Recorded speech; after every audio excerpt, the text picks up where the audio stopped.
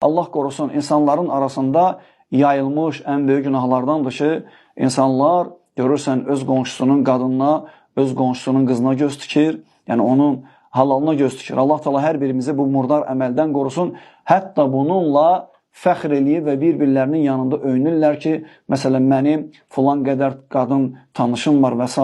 Allaha sığınırıq bu əməldən və bilsin belə adamlar ki, vallahi Allah Teala bunu yerdə qoymayacaq. Əl-cəzəu min cinsil əməl. Necə elm əhli deyir?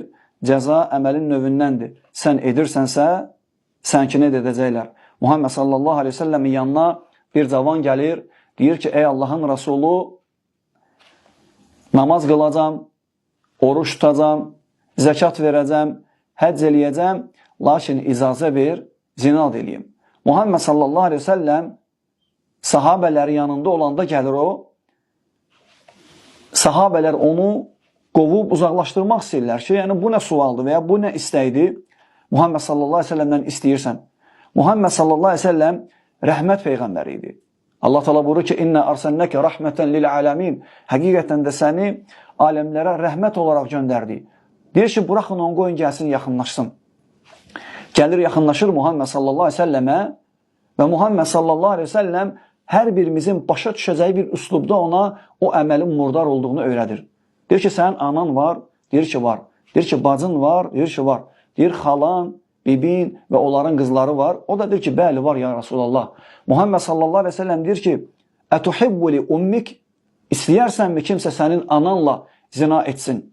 O da deyir ki, səni haqq ilə göndərən Allaha and olsun, istəmərəm ya Rasulallah. Muhammed sallallahu aleyhi ve sellem deyir ki, Ətuhibbu li uxtik, istəyərsənmi kimsə sənin bacınla bu əməli etsin? Deyir ki, səni haqq ilə göndərən Allaha and olsun, istəmərəm ya Rasulallah. Muhammed sallallahu aleyhi ve sellem onun yaxın olan qadınları qeyd edir və o da deyir ki, mən istəmərəm kimsə onlarını eləsin.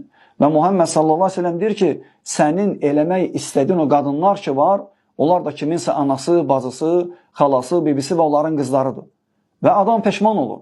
Muhammed sallallahu aleyhi ve sellem onun sinəsinə belə vurur, yüngül vurur və Allaha dua edir ki, ey Rəbbim, onun günahını bağışla və qəlbini bu niyyətdən təmizlə.